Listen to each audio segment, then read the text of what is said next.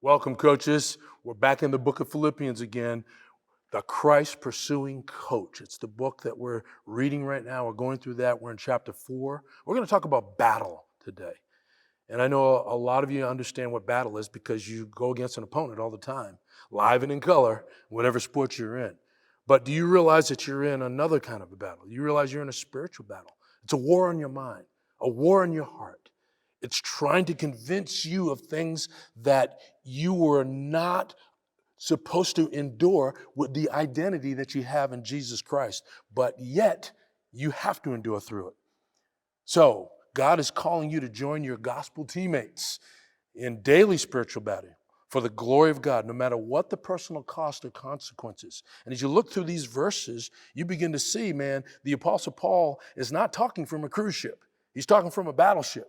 Can you imagine if you were on a cruise ship, and my wife and I have been on some cruises, and we woke up on one day and we realized that we weren't on the cruise line, the Princess Royal Caribbean, whatever it was. We were on a battleship somewhere in the Middle East, and bombs were exploding all around us. And we want to know where our next meal was. No.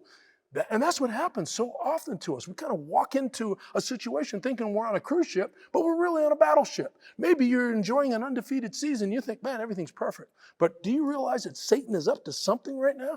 You have to be vigilant. As you stay in the Word, you begin to realize that there are going to be opponents out there after you, after all that you're trying to build, maybe on your team. And so, one of the things that's been helpful as you look at verse 28 of this chapter here, chapter 1, you begin to see that God wants to remind us that when we stand courageously for Jesus Christ, vigilant for battle, what happens is that the enemies, even our enemies, look at us and say, man, those guys don't flinch. They got great courage. They get convicted. There are a number of times that people come to know Jesus Christ as saving Lord because Christians stand courageously amidst the criticism.